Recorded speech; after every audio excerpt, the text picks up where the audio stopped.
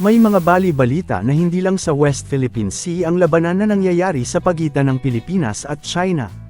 May mga balita na di umano, gumagalaw din ang China sa pamamagitan ng malakihang hakang na pwedeng maapektuhan ang Pilipinas. Ang hakang ay ang klase ng masamang gawain kung saan pwede nilang mapasok ang database ng iba't ibang ahensya ng gobyerno kung kaya't isa itong nakakabahalang mangyari lalo na sa seguridad ng ating bansang Pilipinas. May sinasabi na yung Chinese hackers launched malware attacks on critical infrastructure bases in Guam. Is there any possibility or suspicion of that happening in the Philippines, given the rising tensions in the West Philippine Sea? But I think what happened was during the ban on gambling in China, they transferred operations There's here. There's always been a ban on China. Right. And when Macau was closed, they transferred here and all sorts of things happened. Anong suspicion ninyo dun sa Bamban at sa Porac? Ay, hindi po, love scam na ho, scamming na eh. Pero yung love scam, usong-uso yan sa NBI. Noong pa yun sina Vic Lorenzo, parating rin na-report yan. No, love scam and other forms of illegal activities, and I really don't know if bet taking or gaming was included. So hindi na siya pogo kasi hindi na siya bet taking. Hindi na, ma'am. After the February attack with the IP addresses suspiciously deriving from China, meron na naman kayong report noong 27 April, hindi ko alam kung DICT o nanggaling sa CICC o galing sa NBI, na nagsabi, recent massive spike in cyber misinformation against the Philippines from a website called Dark Reading. May alam po kayo tungkol dito? Kasi lumabas to sa dyaryo. Yes, please. DICT Director Reyes po. Yes, ma'am. Kayo yung nag-release nito, yung tungkol sa dark reading? Hindi po, though we have also monitored some spikes relative to that one. So, similarly, ma'am, we are working with the Cybercrime Investigation Coordination Center.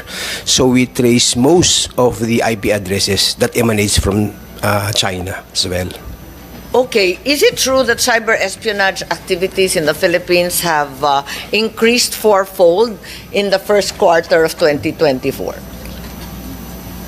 Actually, ma'am, we could not classify it if it's espionage. We are trying to look into breaches and incidents. And yes, we have but at least in terms of the hacking, in terms of the attacks on government sites. Yes, ma'am. We have Is it true that there's been a fourfold increase in said activity, in many cases using IP address that come from China or having other proof that they derive from that country? Yes, ma'am. For having it classified with as espionage, we have been reporting the incidents on a monthly basis through the National Cyber Interagency Committee. Pero tama na talagang ×4 na yung dagdag? Ganun ba kadami? Yes, ma'am. Meron pong ganung spikes. Ganun talaga kadami? Yes, ma'am. Pero ang sinasabi niyong spike, ibig sabihin, babagsak ulit? Tapos tataas ulit? Yes, ma'am. There were instances, ma'am, when we have some incidents within the West Philippine Sea, medyo may spikes. After that one, bababa. At tuwing may insidente sa West Philippine Sea, meron pong ganung trend, ma'am. Yes, ang sabi, last year, this is going back a little bit, even if it's not cyber espionage, may sinasabi na yung Chinese hackers launched malware attacks on critical infrastructure bases in Guam. Is there any possibility or suspicion of that happening in the Philippines, given the rising tensions in the West Philippine Sea? This is an attack on the infrastructure bases in Guam. Yung malware na narinig natin? We have been monitoring some malwares, ma'am, specifically yes, that's right. with our government That's why I'm agencies. asking. Is there any malware attack against our critical infrastructure similar to Guam's? We have experienced, ma'am, so many. In fact, we have So many? We have been experiencing many, ma'am, malware attacks, although we have been preventing it. The reason for that, ma'am, we have already a connection with our government agencies. We have a National Security Operations Center wherein 28 government agencies are connected to us, and we have been monitoring them 24/7, ma'am.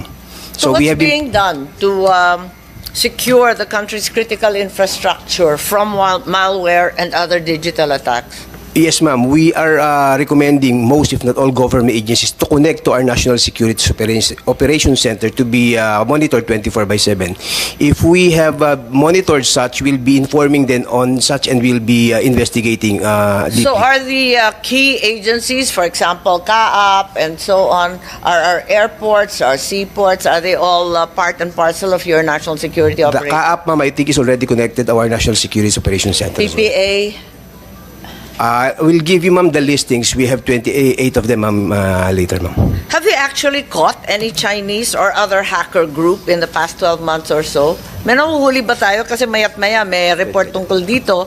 Eh baka wala naman nahuhuli kahit kailan. Nakakaya naman tayo. Yes, ma'am. The prosecution investigation, we pass it to the CICC, the National Bureau of Investigation, PNP, ma'am. Nandito yung CICC, Attorney Talamayan. Ang galing mo magpasa, Director Reyes. Attorney Talamayan. Actually, ma'am, it's not on CICC, meron ba kayong nahuhuli? O di kaya nahabla? Your Honor, nakukulong? the CICC don't have any power regarding the law enforcement, Your Honor. Chair, may I? The latest PAOK operations that resulted in the takeover of illegal cyber hubs in Bambantarlac and in Porac, Pampanga, have resulted in a treasure trove of figurative treasure trove of a lot of capabilities which are under the process of analysis.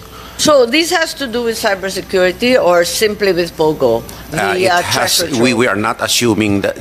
Actually, ma'am, we hesitate to classify this as a POGO because this is not a POGO. They were involved in human trafficking.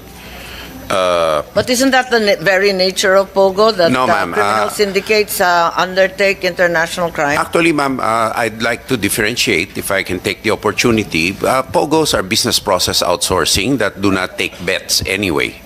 But I think what happened was during the ban on gambling in China, they transferred operations There's here. always been a ban in China. Right.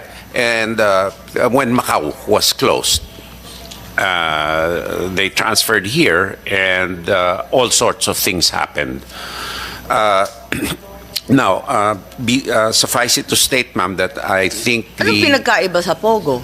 No, a POGO is a pure business process outsourcing. For Okay. example, ma'am, off-track betting. Anong suspicion ninyo dun sa Bamban at sa Porac? Ay, hindi po, love scam na ho, scamming na eh. Pero yung love scam, usong-uso yan sa NBI. Noong pa yan sina Vic Lorenzo, parating rin na-report yan. No, love scam and other forms of illegal activities. And I really don't know if bet taking or gaming was included. So hindi na siya POGO kasi hindi na ma'am. siya bet taking. Hindi na, ma'am.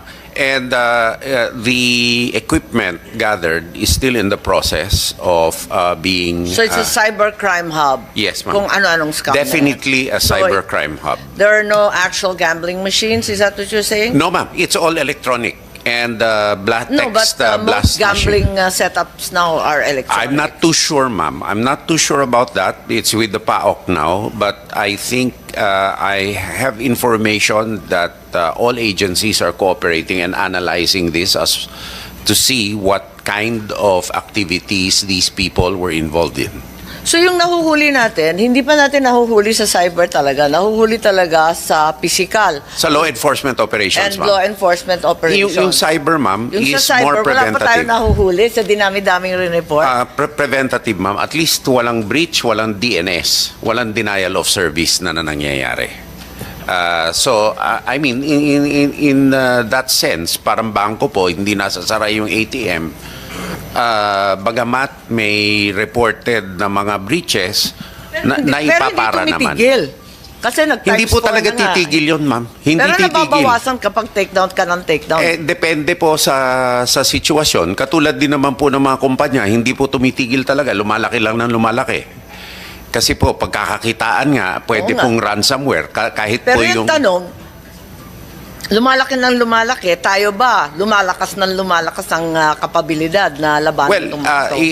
lumalakas po ang hindi lang po labanan, kung hindi po protektahan muna. Sa IT po natin, pinoprotektahan po natin ang information systems natin sa mga breach.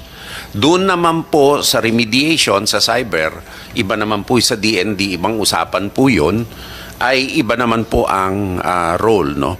Pero the important thing is I think there's a crossover because of the great fear of cyber terrorism. Yes, with the ma'am. malware attacking critical infrastructure. I think that's actually the great concern, at yes, least ma'am. in this committee. Agreed. So, ma'am, there are two approaches here. I think that the ICT will agree. Number one is there's a great campaign to improve our cyber hygiene, which is the weakest link of any any information technology system. For example, like a credit card scam, if you answer a phishing email, you're done for, no matter how robust your infrastructure is. Pasok na. The weakest link is the user. Of course. So, cyber hygiene, and secondly, is the resilience and redundancy of the systems. But there is a coordination mechanism, but in certain systems, we need to have some siloing. So, ang totoo, we have a long way to go. Because it costs a lot of money, actually. That's correct. It's all engineering. Yes, ma'am. And you. cash. Thank you. I think we've now completed the hearing, at least for this disinformation of the Pentagon. I will call for a 5-minute suspension. I think we've more or less covered all the issues. I call for a 5-minute suspension, and perhaps we can release the DOH at this juncture. Thank you very kindly for your active participation and the valuable information you've shared from the medical profession as well as from the area of public health. I will call for a 5-minute suspension, therefore, but the rest